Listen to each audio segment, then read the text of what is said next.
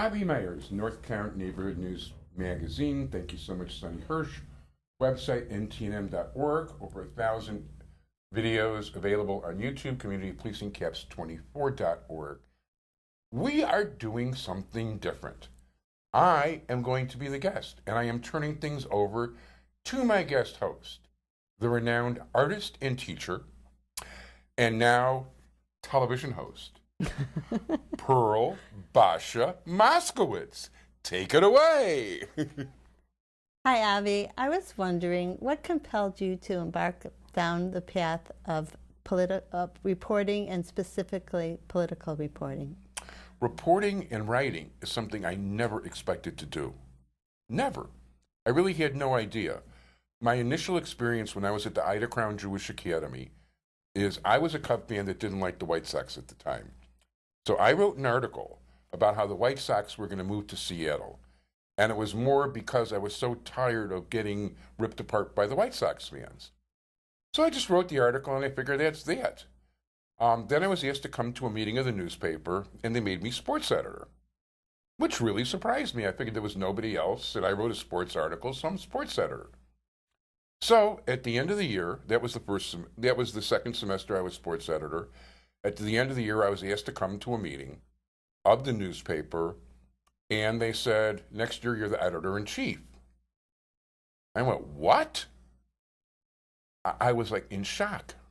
I was in total shock. So I did it, and right after high school, before college, I actually took a course in radio, and part of the course was to go out and get a job interview. And I was sent to Morris, Illinois, which is about 75 miles away.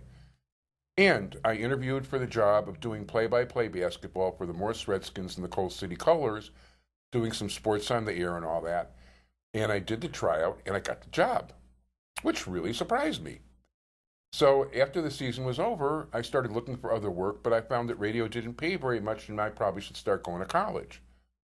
But everything I started doing in college, anything I wrote, it's like all of a sudden, okay, you're on the newspaper.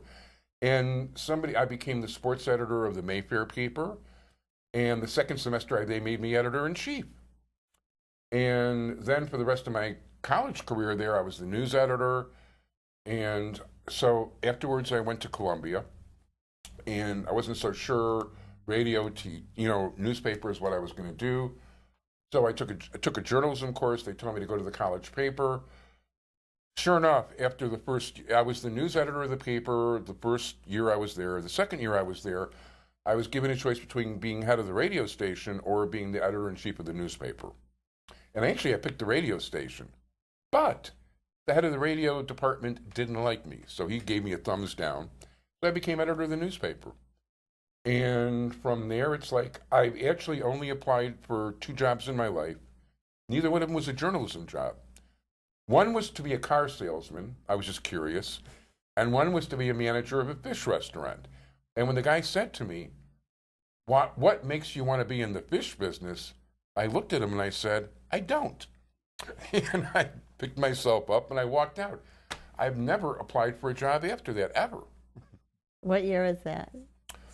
I was probably, I don't know, it had to be early to mid 70s. I'm not good on knowing exact years. It was definitely after 1970. It was probably like around 75, 76, something like that.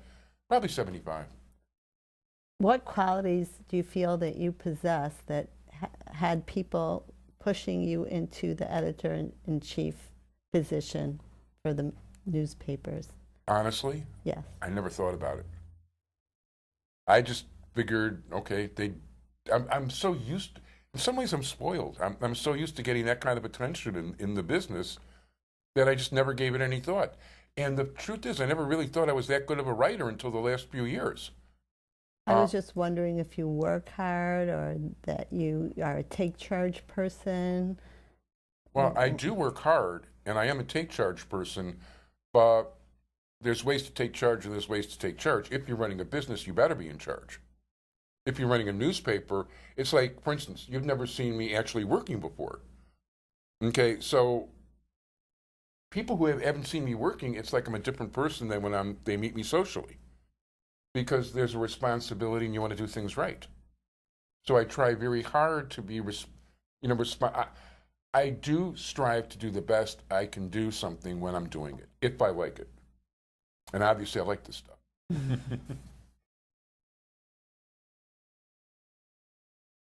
So what compelled you to go after politics? Because you are so involved in politics. Everybody knows you as being the Bucky of politics. Well, I always liked politics, and I used to talk it with my dad a lot, and I used to enjoy those conversations. But I really wanted to be a sports reporter. And that was really what I wanted to do when I started doing it. And then I started interviewing athletes. They're not the brightest people in town. As much as I like watching ball games, do I really want to spend the rest of my life in smelly locker rooms talking to dumb jocks? No. So at the time I already was working in the profession before I started college. It took me 6 years to finish college, but I had over 6 years of professional experience by the time I finished college. And as editor of the Mayfair College paper, I used to be invited to all kinds of things, and I had a choice of events to go to. The ones I enjoyed the most were always politics, and I really enjoyed talking to politicians. And the war was going on then. I mean, I got to know Gene McCarthy and Hubert Humphrey and George McGovern. I interviewed people like Dr. Spock and Daniel Ellsberg. Senator Wayne Morris. It was fun, and I liked it, and they were intelligent people, and there was a back and forth, because they were, not everybody, but politicians try to deceive you. So it's an intellectual challenge that I really liked. Since you are so well-versed in politics, and I was wondering what you feel are the pros and cons comparing the American and the Israeli political systems to each other. Oh, they're very different. Even though in theory they're democracies, the Israeli system is basically a parliamentary system where you vote a party in, or like Netanyahu he had more votes than Labor, so he got to form a government. The American so basically he gets to rule the whole government from his side. America's more combative, which is why very little gets done. You've got some Democrats in power, you've got some Republicans in power, and they keep fighting and do nothing, except line their pockets. Mm-hmm. So you feel that as a political system, Israel has a more effective functioning political system? Well, first of all, Israel's a more effective functioning country. Whether it's a more effective, I think if Israel had America's system, it'd still be more effective and better functioning. America's too divided and fractured, and frankly, too many people are spending too much time watching TV.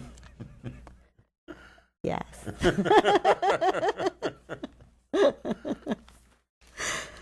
Okay. Do you consider yourself a Democrat or a Republican? Neither. God forbid I should ever be either one. I want the best person for the job in each case. And is that what you hope to, is that basically what motivates you to educate masses of people about politics and politicians? Actually, I want them to know what the truth is, because I think the newspapers are coming from a point of view that, like some papers are liberal, some papers are conservative, some papers are Democrats, some papers are Republican. And the same thing with TV stations, even more so. Not to mention the news is so shallow and so unreported.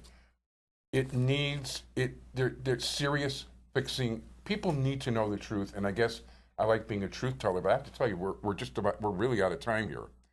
And I really want to thank you very much. I want to thank the host of the show, the incredible Pearyl Basha, not just incredible, the wonderful Pearyl Basha Moskovits.